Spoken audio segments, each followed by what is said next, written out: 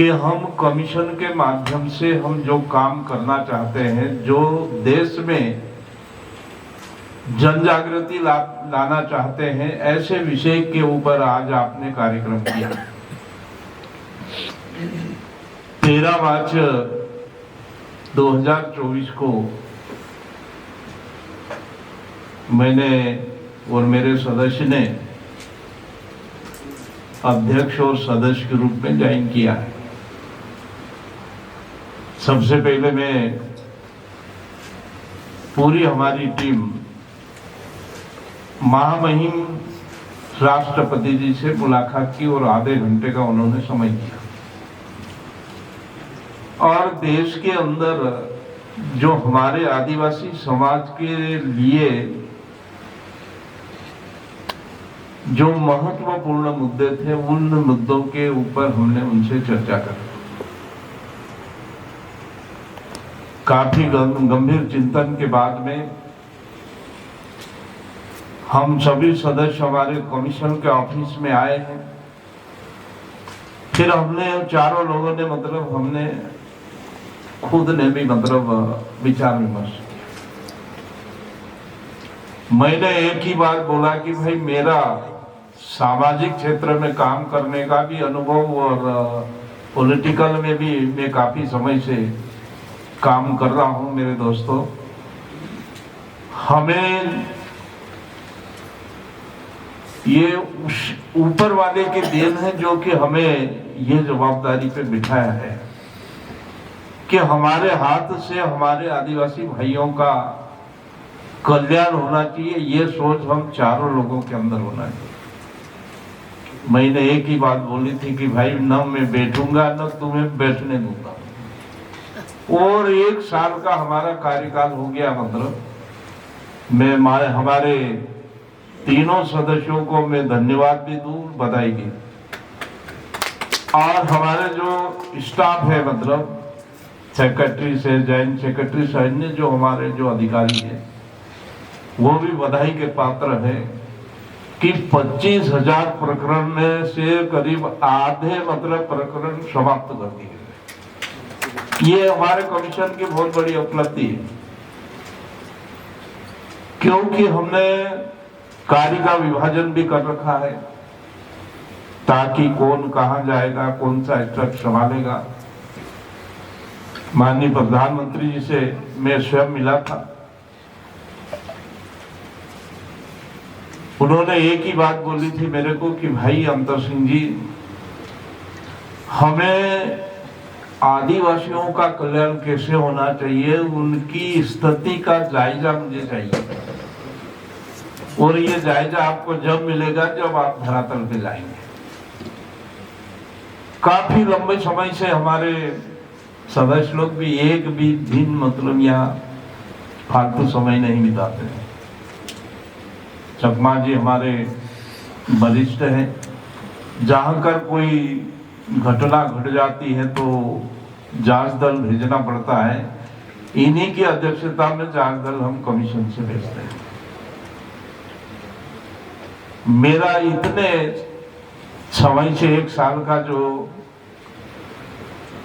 देश के अंदर जो हमने भ्रमण किया, वो सदस्यों ने जो मुझे रिपोर्ट दी, आज भी हमें काम करने की जरूरत है। मुझे ऐसा लगा इस देश के अंदर अगर वनवासी कल्याण परिषद अगर नहीं होती तो हमारे ट्राइबल की स्थिति कहीं और होती। देश आजाद होने को कितने सालों कि हम कहते हैं कि यार कि आदिवासी धर्मांतरण हो गया, फलाना हो गया है। यह आदिवासियों का दोष नहीं है। जो मेरा अनुभव ऐसा बोलता है कि भाई 200 साल अंग्रेज राज किए, मुगलों ने राज किया, 1000 तो यही लोग रहे। जो भी सरकार पिछली रही, मुझे टीका टिप्पणी करने की जरूरत नहीं है। 2 चीज के कारण हमारे ट्राइबल, हमारा जो कल्चर परिवर्तन हो गया है, हमारे संस्कार खत्म हो गए हैं।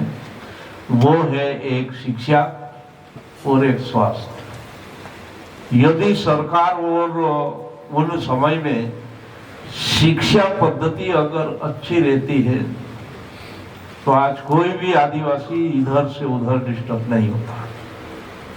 तो मुझे ऐसा लगा कि भाई झारखंड का चर्चा आई है, झारखंड का भी हमने दौरा किया है। आज का विषय बहुत ही महत्वपूर्ण है।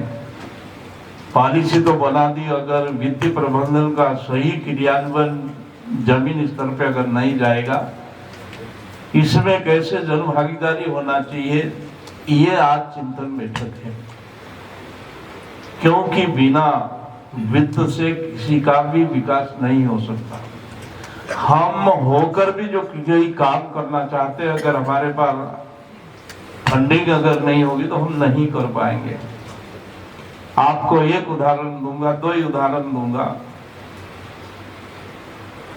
महाराष्ट्र के अंदर आप यकीन नहीं करोगे, 166 ट्राइबल स्कूल आश्रम का हमने आकस्मिक निरीक्षण किया है। हमारी बहन जी यहाँ कुछ बातें बता रही थी,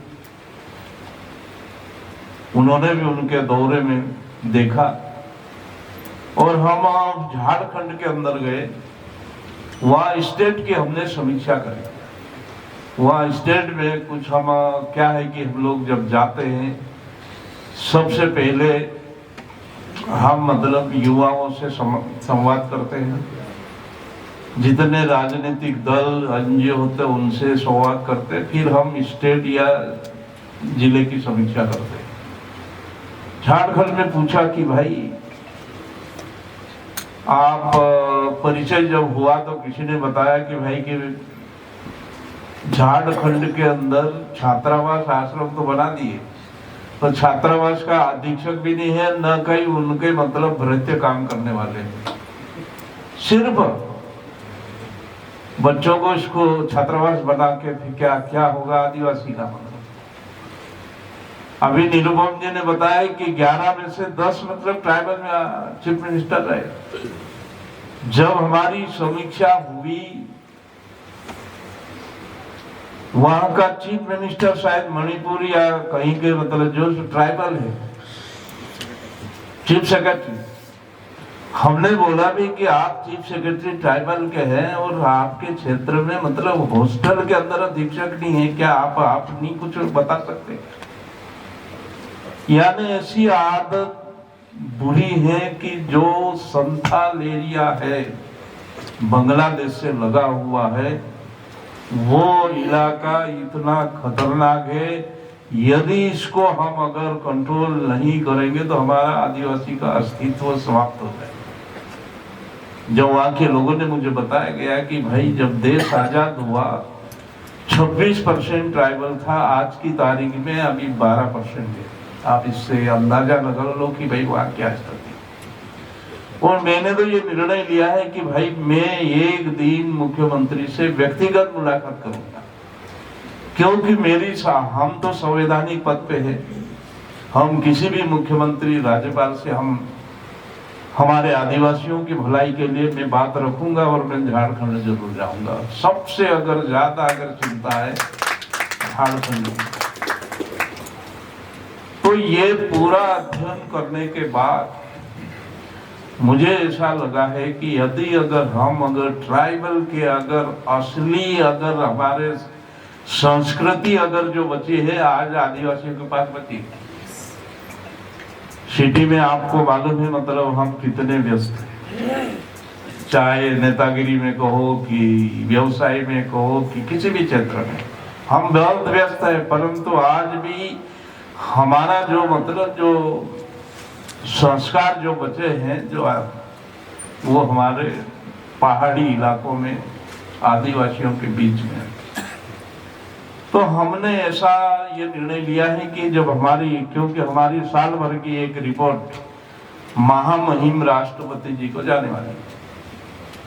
हमारी कमीशन की एक पिछली जो बैठक हुई है, उस बैठक में हमने प्रस्ताव पारित किया है कि भाई यदि हमारे आदिवासियों के कल्चर को आदिवासी के को अगर बचाना है, हमने यहाँ पर उचित शिक्षा की व्यवस्था, हालांकि माननीय प्रधानमंत्री 2014 से जो एकलव्य आवासीय आश्रम की शुरुआत की है और इस बजट में भी काफी अच्छा पैसे का प्रावधान 7,000 करोड़ के आसपास का रखा है कि हमने कमीशन में यह डिसीजन लिया है कि भाई हर देश के हर ट्राइबल ब्लॉक में 3-3 आवासीय आश्रम की जरूरत है। क्योंकि यदि हम अगर ट्राइबल बच्चों को उचित पढ़ने की व्यवस्था अगर हम नहीं दी तो हमारे जो अगर है तो ये ट्राइबल आगे और ज्यादा खराब स्थिति में चले जाए। और दूसरा ये है कि भाई आज का जो समय चल रहा है, हर कोई व्यक्ति, संस्था, राजनेता, कोई यदि सबसे ज्यादा अगर अटैक करते हैं तो 15 से 25 साल के बच्चों को। तो इन बातों को ध्यान रखते हुए हमने कमीशन ने यह डिसीजन लिया है कि भाई